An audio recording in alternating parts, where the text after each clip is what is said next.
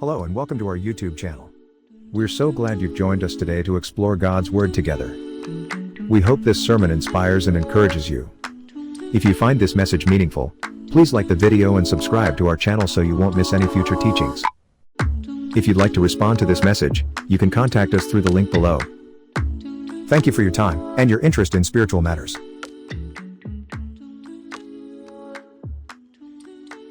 So good to see each one this morning.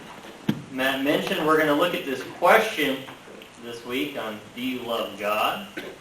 We'll correct Matt. I've only been preaching full-time in Lawton for a little over a year. Started in 2024, but I did part-time for several years while I was at AT&T, so I don't want to mislead you. But as he mentioned, I did preach one time for Zane many years ago, and I don't know if that's a good thing or a bad thing if you remember, so if you remember, it's probably a bad thing at this point. But we're happy to be here, and we hope everyone's encouraged by our topic this week.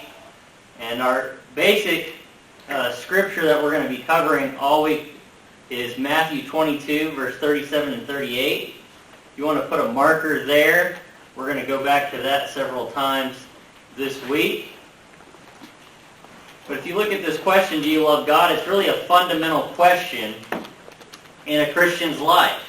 Everybody has to look at this and say, ask yourself, do you truly love God? And Jesus even emphasized this when you look at Matthew 22, 37, and 38. And it's repeated in 3 of the synoptic gospels there, this interaction Jesus has. So it's an important scripture for us to look at. And he tries to point it out to us. And I think I have the verse for Mark here in a minute. I changed it around a little bit because I didn't want to totally focus on the one account in Matthew, but we'll look at that in just a moment. But really all the people are asked, what does it truly mean to love God? You know, what does it mean for us to love God? And there in verse 36 in Matthew 22, the teacher, which is the greatest commandment in the law, is the question that Jesus is asked, and he gives an answer for. And he tells us to love the Lord your God with all your heart, with all your soul, and with all your mind. So it is something that we're called to do, something we should look at, be encouraged to look forward to, that we should love God. So in this series, if you've seen the flyer, we're going to look and reflect on different aspects of this throughout the week and throughout these lessons today. What does it mean to truly love God with all your heart and with all your soul and with all your mind? So the lesson this morning is going to be about loving God with your all and putting it all together. And then we'll break it down as we look at loving God by fellowshipping with His family, how important that is. If we truly love God, we're going to read what He wrote to us. We're going to love Him with our wholehearted worship. And we're going to love God by serving Him faithfully for the rest of our lives. And that's our goal this week, is to look at all these topics. And we're going to look at each lesson and see how we can grow in loving God with our all. And it's an important thing for us to look at as we look at Mark 12. So I look at Mark 12, 29 through 31. He says, Jesus answered, "The foremost is, Hear, O Israel, the Lord our God is one Lord, and you shall love the Lord your God with all your heart, and with all your soul, and with all your mind, and with all your strength. And the second is this, that you shall love your neighbor as yourself. There is no other commandment greater than these." So Jesus tells us, what is the greatest commandment? It's loving the Lord your God with all your heart, with all your soul, and with all your mind. And with all your strength, he says there. And Jesus is quoting Deuteronomy chapter 6, verse 4 through 9, the Shema prayer. We'll talk about that more in our worship hour. And in that lesson, we'll break that down. But Jesus defines love as not It's not just an emotion, but it's a complete devotion. So if you look at our heart, our affections, our soul, or our whole being devoted to God, our mind, every thought, every decision that we make, we have that in mind. Because we love God and we want to please Him. And we want to dedicate ourselves to Him. So, this commandment's not passive. It requires active pursuit of God in all areas of our life. It's a whole dedication. So as you look at this and think about this question, what things compete with God for our heart's devotion? And you can answer this as Bible class. The cares of this world.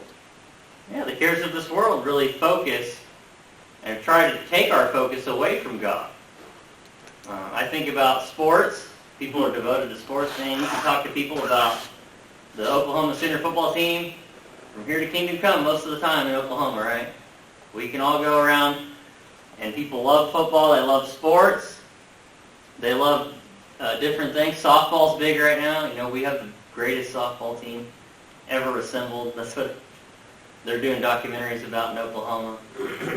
But people can tell you all about it. But you ask them, who is Moses? They couldn't tell you. Who is Jesus? I don't know. Where's our devotion at? Where's our heart at? And typically the things you focus on, the things that you care about, are the things that you love. The things that you want to talk about. That you're excited to talk about. Are we excited to talk about God? Are we excited to tell people about His Word and what He's done for us? As you think about some other things, we looked at materialism, pride, or self. Some people just want to talk about me. Toby Keith wrote a song about that. Think about the relationships that we have. I've seen plenty of people, they'll put their grandkids over Christ, they'll put their children over God. We're going to go, we got traveling softball, we got gymnastics, we got all these other things that we can focus on, but we're not putting God first. Can I throw a scripture out there, and it may be one that you're going to use, and if it is, then just tell me. Okay, go ahead. 1 John 2:16. Well, I don't think we're going to cover that this morning. Go ahead.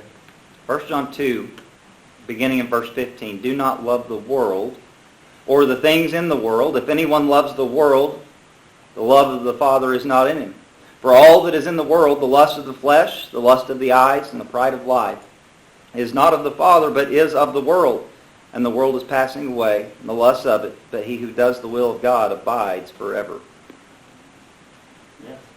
All of those cares that people have fall into those three categories, don't they? Yeah. Every single one. Yeah. So if you think about, do I love God? Well, do I love Him more than those things? And that's where we have to change our priorities. And that's really what we have to think about. We go throughout this week and focus on, am I putting things above God?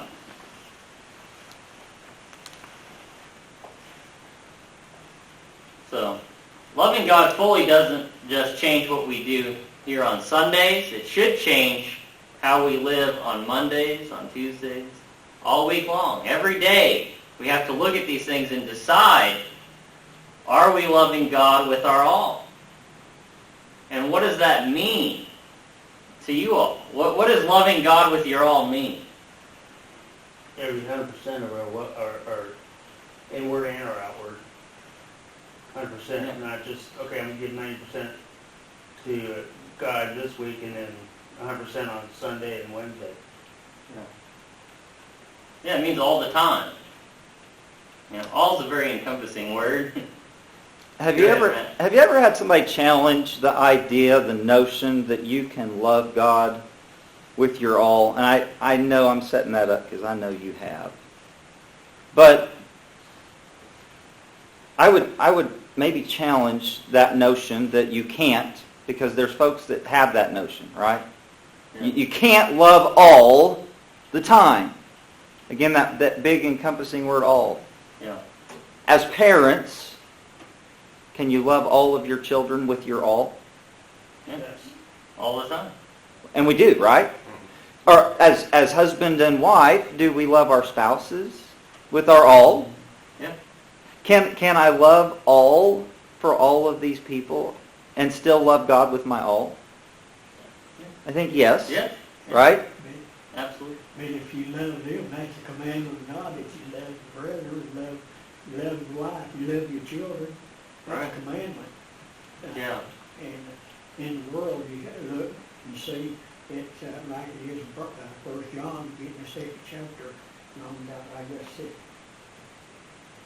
15 said, love not the world, these things are in the world. If men love the world, and the love of the Father is not in, for all is in the world is lust of flesh, lust of the eye, and pride of life. Those 3 things cover everything right there. Yeah. The way the world is. Lust of the flesh, lust of the eye, and pride. Man's a funny creature. Absolutely. He has pride sometimes that overrules everything else. Yeah. I know better. And that's the attitude people have. They know more than God. Yeah. And I think Matt makes a good point, and we've talked about it before. There's some people that'll say, well, you can't love God with your all. It's just impossible. Which is really total depravity, because we can't be good enough. Ever. You can't do anything good enough.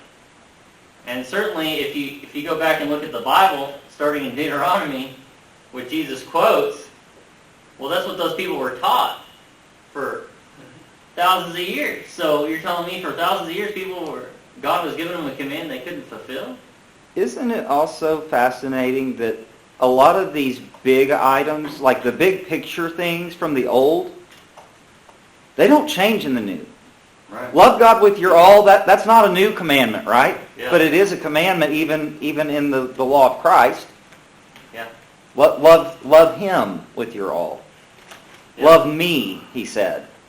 And if you love me, you'll keep my commandments. Yeah. And I think it's important, we're going to look at in worship, but Jesus adds mind there. It's not written that way in Deuteronomy. Love God with all your soul, with all your strength, with all your heart, but Jesus adds mind. Because our thoughts and our intentions matter on how we love God. And so as we go through and we look at these different things throughout the week, and that's what Jesus, I think, makes a big point with all the Pharisees and the Sadducees and his teaching, is your thoughts matter. The reason you're doing things matter. So we need to think about God. If I love God, the way I'm going to act today is going to be different than what I would act. Because I'm a Christian, I'm a child of God, and I'm going to represent Him the right way. I'm going to do things that are pleasing to Him because I love Him. And I care about Him. And I think Jesus tries to point us in that direction all the time in His teaching, because it matters, your intention. You can go offer the sacrifice, but it doesn't mean anything if you don't really care about it. You're just doing it out of routine. You're doing religion out of practice. It's just what we do. We come to worship. I go out and I'm a different person on Monday than I am on Sunday. Well, that's not pleasing to God. We got to be fully devoted to Him. Well, let's go through some scriptures this morning, and it's okay if we don't get through all of them. We'll work our way through them this week. Look at Proverbs 3. Proverbs 3, verse 5 and 6. What the proverb writer writes for us there. He says, "Trust in the Lord with all your heart, and do not lean on your own understanding. In all your ways acknowledge Him, and He will make your path straight." So loving God means we have complete trust in Him. We surrender to Him. We rely on His wisdom and His knowledge rather than ourselves. And as we've mentioned previously, people depend on their own knowledge. They think they're smarter than everybody else. They don't want to lean on God's understanding. So one of the things you have to challenge yourself is, God is love. He's worthy of love. He knows more than we do. And one of the great things you learn in the story of Job, if you go look at Job, is he doesn't tell Job why he's doing things. What does he tell him? Trust in me. You don't need to know. But trust in the Lord. Have faith that He knows what He needs from us. And think about the trust that Abraham had in God when he was asked to sacrifice Isaac. We have so many examples you can pull out. I always think of Abraham. He asked Abraham to go up on the mountain, you're going to sacrifice Isaac. Well, he told him Isaac was the chosen one. He was the one who this seed was going to come through. He was the one he was waiting for. So somehow, some way, Isaac, he's the descendant that the seed's going to be carried through. He has to, raise him from the dead, whatever he has to do. But Abraham had trust that God was going to fulfill what He had promised him. And of course, we know God gave him another sacrifice. He gave him a substitute. But it shows that trust that we should have in God. And I always think about Abraham. Abraham had to pick up everything and move. He'd been living somewhere else for 80 years. Think about how much stuff you collect over 80 years. You've lived in a place. I'm not leaving. I live here. He didn't have a U-Haul to put it in either. No. So that was a big faith adjustment for him, that he had to have faith in God and trust in Him and travel. And Abraham's a great example for us to look at of who fully trusted in God. If God came down, if you get a dream, don't get up and leave. Probably not real. But how many of us, if God came to us and said, you got to pick up, you got to move across the country, I need you to go to the Philippines, I need you to go to China, you're going to preach there. How many of us are doing that? How much trust and faith do we have in God when you start thinking about it that way? Well, maybe not so much. Maybe it's a little less than, I don't know. On that proverb, trust in the Lord and lean not on man's understanding. Man thinks that he has it figured out today. And we instead of looking to our Bibles, instead of trusting Him, instead of going to Him in prayer because we have a problem, we just grab our devices and we go look at Google. We go rely on our own understanding and technology, don't we? Yeah. That is an indictment of our age. That is true. And that doesn't mean you can't use Google for good things, right? I ask it for scriptures all the time because I can remember, but I don't remember where it's at. Right? It's faster than my concordance. Yeah. So it's a little faster than that. So that's helpful when you're looking for it in the right way. But yeah, we can't put our trust and hope in it. Of course, what happens when we get sick? What do we immediately do? I'm going to Google my symptoms. We trust them more than the doctor sometimes. And how much anxiety does that create within us when we do that? Because it always leads us to the absolute worst case possibility, right? You are dying. You're dying. Guess what? You're dying. Yeah. Right? Every one of us in this room, we're dying. It's a condition of man. Right. We're terminal. Yeah. Just like every vehicle you drive. Why is it going down in value? Because it's dying. It only has so many miles in it, and then it's going to die. And we're the same way. We only get so many miles. We only get so much time. So it matters where we put our priorities.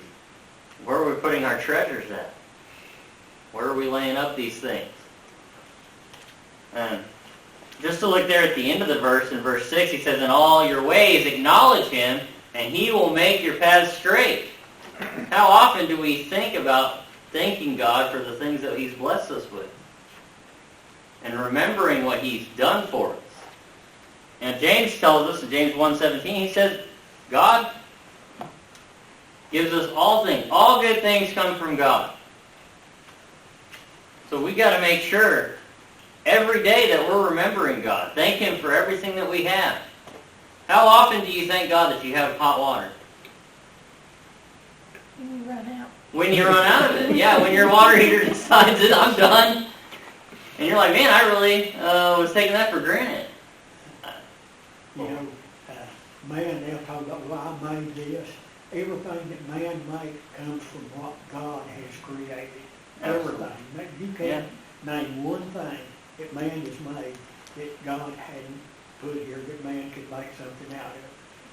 It's all God's creation. He allows man to build things, but they build it out of things that God has created. Yeah. Yeah, and you try and explain that to a child, and that's everything. Well, what about this? Well, God made it, and He made us smart enough to be able to figure out how to produce things, but God made it all. And He made you at the least, so. Yeah. And that's something we should all think about, that it all comes from God, and we got to give Him acknowledgement and give Him thanks.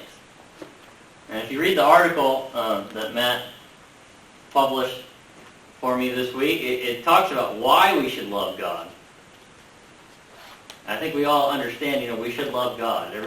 Everybody agrees with that. If you're a Christian and you've dedicated your life to Him, we should all love God. So we're moving forward in this thinking, but you got to go back to the basics of why I love God, because He's so wonderful. He's given us so many blessings. He created us. He cares about us. We should want to love Him. Why do you love your parents? One, they helped make you. They took care of you when you were in need. They sacrificed for you. They do things for you because they love you. And that never changes. And God's love for us doesn't change. He's loved us from the beginning. He's going to love us now. He's going to love us later. He's not changing. Now look at Malachi 1 and verse 8. Always a joy when I get to bring in some of the prophets. You don't get to bring them in very often, but we can look at Malachi here. Malachi 1 and verse 8, he says, "But when you present the blind for sacrifice, is it not evil? And when you present the lame and the sick, is it not evil? Why not offer it for your governor? Would he be pleased with you? Or would he receive you kindly? Says the Lord of hosts." Well, Malachi's talking about improper sacrifice. Is God pleased with half-hearted devotion? Is He pleased with leftovers? Well, this one's not quite as good. I can sacrifice that. What were the Israelites called to sacrifice? The best. The best. The first. Yeah. Without blemish. Right. You're supposed to give God your best. The first fruit. The first fruit. And that still wouldn't get it. Right. Still not good enough. That's why we need Christ. But people here, Malachi's talking, they're giving the lame, whatever's left over that I don't want. And isn't that how our kids act? If you give them $1, you give them 4 quarters. And you say, well, a quarter goes to your savings and a quarter goes to God, 50 cents is for you. And they're going along the street and they drop 2 quarters. And they go into the drain. Whose quarters is it? Well, that's God's quarter down there in the drain. My quarters don't go anywhere. Our priorities. Where's your priority? If we don't offer subpar things to human leaders, you ever try to skip out on your tax bill? It doesn't go very well. They want what's theirs. And especially back in the Old Testament times when you're looking at Malachi, what they do to you if you didn't offer. They throw you in prison. You can go be a slave till you pay that off. God's going to cast us out if we don't give Him our best. If we don't fully dedicate ourselves to Christ, He's going to say, "I never knew you. You could offer worship. You could cast out demons." Jesus says, "You could claim all these things, but if you're not fully devoted to God, you're not being obedient children. He's going to cast you out." So loving God means giving Him our first, our best. That means our time. That means our talents. That means our obedience. Everything in our life has to be dedicated to Him. Well, Romans 12 and 1. "I beseech you therefore, brethren, by the mercy of God, you present your bodies a living sacrifice, holy and acceptable unto God, which is your reasonable service." Absolutely. We're going to use that a lot this week. So, yeah, your thoughts are correct. Yeah, Romans 12, 1 and 2, we're going to look at that this morning in our first lesson. So, yeah, all these things run in correlation. It starts making sense when you start looking at the whole Bible. What does God want? He wants our full devotion. He wants our all. What are the apostles writing to us about? Giving God our all. They're just expounding on things in more detail, but it all comes back to love God with everything. Man. That was the same problem in the garden, right? Yeah. God wanted every dispensation, God wanted man's all. God wanted man's service and man's love and devotion and all the things. Yeah. And in every dispensation, man has fallen short in that because of man's selfishness, right? Go back to Adam and Eve. Yes, they were told the lie, and yes, she believed the lie, but the lie was, you'll be like God. And the implied there is she wanted to be like God, right? And that's a sign of selfishness. It's pride, right? Yeah. I want to be like God. And so, yeah, it comes back to it over and over and over again. Power. And more power. Right. It's not like a sign and saucer. Yeah.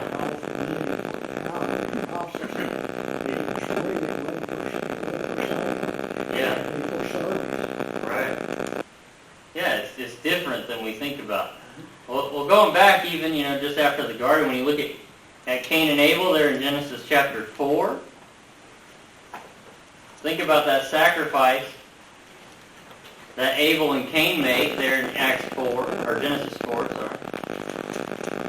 Genesis 4 and verse 3. Genesis 4 and verse 3, he said, "So it came about in the course of time that Cain brought an offering to the Lord of the fruit of the ground. And Abel on his part also brought the firstlings of the flock and of their fat portions. And the Lord had regard for Abel for his offering, but for Cain and his offering he had no regard. So Cain became very angry and his countenance fell." We don't know a lot of information. That's one of the amazing things about the Bible is, well, okay, give me more details. Give me more information. But God, just tells us what we need to know. And what you see here is Cain brought an offering, and it doesn't say the first fruits. It doesn't say that. But Abel brought the first. He brought the first. And that was pleasing to God.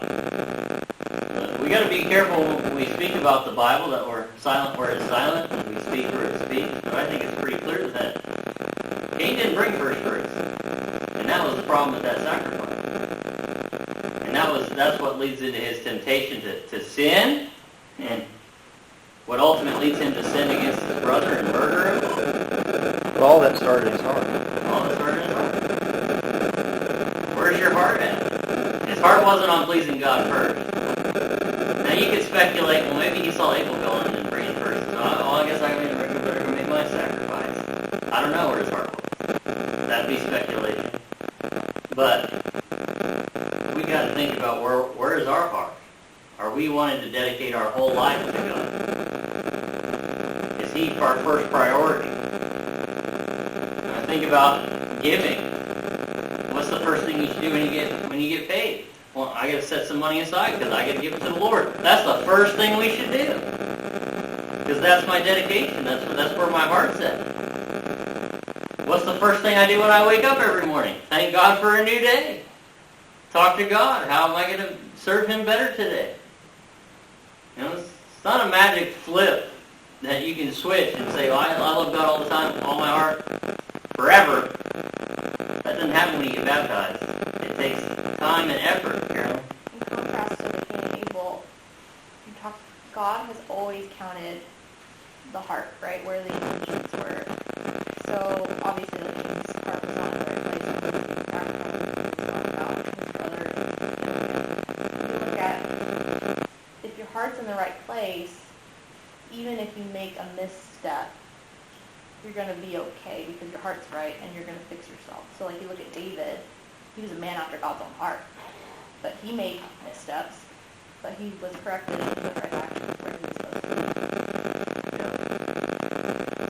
The right heart changes our response, right? Yeah. Because instead of the pride response of, well, everybody forgives me because I repented. People do that. Instead of that, though, David, Psalm 51, pours out his heart, God, I have grieved you. Now, there's a whole lot of other people David could have said, God, I sinned against, right? I sinned against myself. I sinned against Bathsheba. I sinned against Uriah. I sinned against the nation. Yes. But he says, I sinned against you, God. You are the one that I violated. Right. Yeah, that's an important thing for us to think about. Who do we go to when we sin? Christ. Yeah. God, in prayer. He's our mediator. Right. Yeah, if we don't have our hearts right and set on Him, you can't find salvation. How many people just say, "Oh, I'll say a prayer and I'll just move on"? They don't even think about what David's thinking about, who he offended. Well, I say a prayer and I move on. That's not good enough. You need to recognize that you offended God. You've separated yourself from Him. And we need to fix that. As you think about the heart, and it's a heart issue on so many different problems. How do we get people to attend Bible class and show up to worship? Well, their heart has to be right. They got to be dedicated. That's the problem. Well, what about modesty? It doesn't say anywhere in the book. Well, if your heart is right with God, and your heart is in the right place, that you want to be pleasing to Him, you're going to dress right. You're going to dress the way you should. So this heart issue affects our entire life. And it affects all these biblical problems that come up and arise because people don't have their heart in the right place. You think about drinking alcohol. People want to, I can have a couple beers, that's fine. Well, how close, where's your heart at? My heart is, I want to be totally dedicated to God. So maybe I don't drink anything because that's a slippery slope. Go ahead. Your lesson, love the Lord your God with all your heart, all your soul, and all your mind. That's the first commandment, and that's the one that we forsake the most. That's totally the whole deal of all sin is not loving God first. Absolutely. That's one. And it's something we need to recognize and think about and put our thoughts and our minds on all the time. This question that we're looking at this week is, do you love God? Is the root of all problems. If we don't love God enough, we're going to sin. Because we want to do something that's pleasing to ourselves. We're going to do things contrary to God's law. Well, we're out of time this morning. I won't start another verse there. Appreciate everybody's comments. Thanks again for joining us today. Our introduction music comes from upbeat.io, that's up with 2 P's, beat.io. We hope this message has touched your heart and enriched your faith. We invite you to explore our channel for more inspiring sermons, teachings, and content. There's so much more to discover. Our hope is that these lessons help you to grow in your interest in spiritual things. If you haven't already, please press that like button and subscribe to stay updated on our latest content. Feel free to share our channel with friends and family who might also be blessed by these messages. Until next time,